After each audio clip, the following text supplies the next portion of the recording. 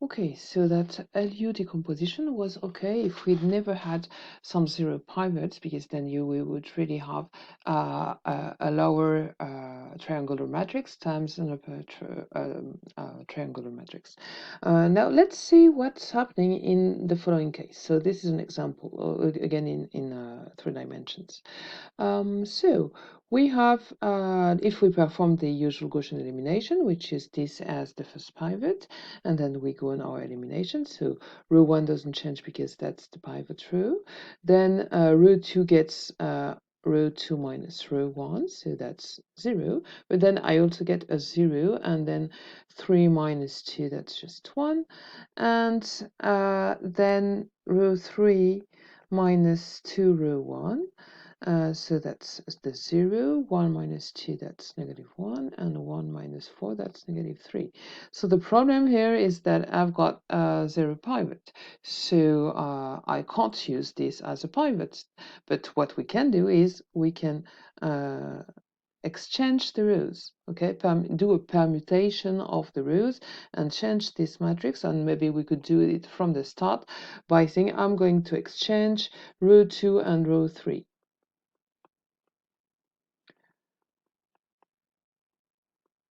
Okay, and so this is what we have. So 1 1 2, 2 1 3, 2 1 1, sorry, and then row 2 1 1 3, and then when I do the elimination, so I multiply by a matrix E1 2 and also E3 1, and I get 1 1 2, my row. Then I get my previous row 2 minus 2 row 1, so that's 0 minus 1, 1 minus 4, so -3, and then I've got row 3 minus row 1, and that gives me 0 0 and 1, and I'm very happy because this is already my upper triangular matrix. Okay, so what did we have? We will see that to do the permutation of the rows, I will just have to multiply A by a permutation matrix. Okay, so if ever what we get is that permutation matrix times A you will be able to decompose that into LU. So what we will want to solve, if you want to solve AX is equal to some B, well, you will have to do permutation times A times X is equal to permutation times B. Okay, and then you can solve that using the LU decomposition, and that's okay. LU is equal to PB, which is just a vector. Okay, so let's talk about this permutation. These are important matrices, sometimes permutations, all right? So if I want to exchange row 1, for instance, and no, row 2 and row 3 as what we did earlier, but well, let's think. You want to keep uh, the first row identical, and then instead of the row 2 you will want row 3, so you put the identity line of the row 3, and then instead of row 3 you want row 2, and that's it. That's one permutation. That's P23. Okay, we've got many other permutations that are possible. So actually, if you have a 3 3 if you are in matrices of size 3, you can permute row 1 and 2. You can permute row 1 and 3. You can to do the 2 and 3. You can permute.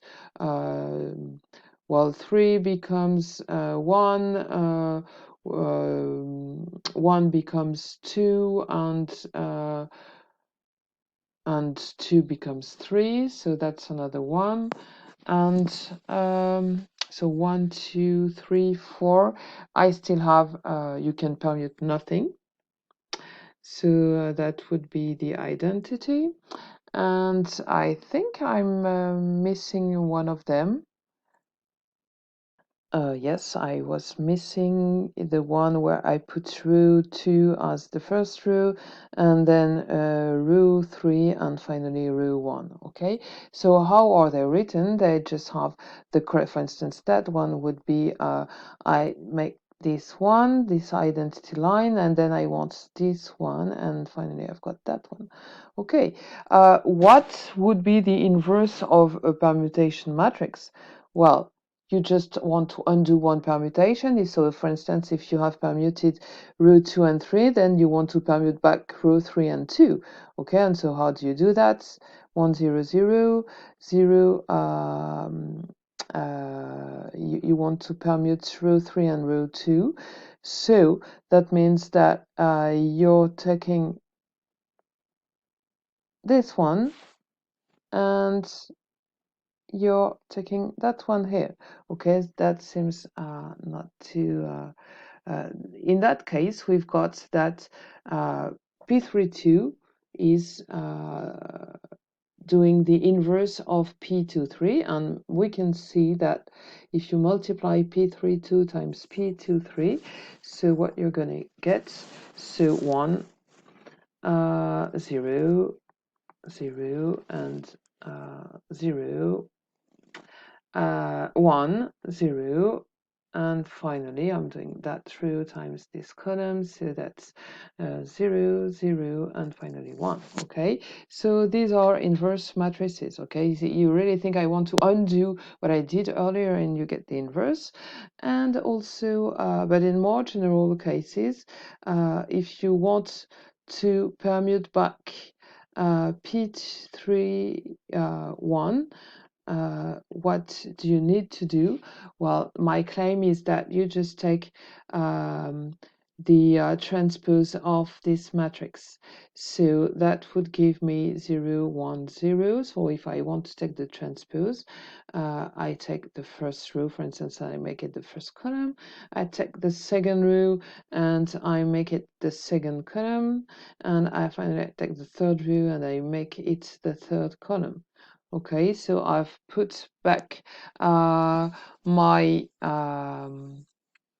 the row 1, which was in the end, gets back to the first place. So let's see that if we multiply them together, you get the identity. So yes, we get the 1, then we get this row times this line, that you get the 0, this row times this column, you get 0 again, second row times this column, you get 0, second row times second column, we do get the 1, second row times third column, we get 0, finally third row times first column, we get 0, and then 0 again, and 1. Okay, so the nice thing about any permutation matrix that we get is that its inverse is just its transposed. Okay, that's some nice thing. And we could also see that if well, that's it. Okay, that's what I wanted to say about permutation matrices.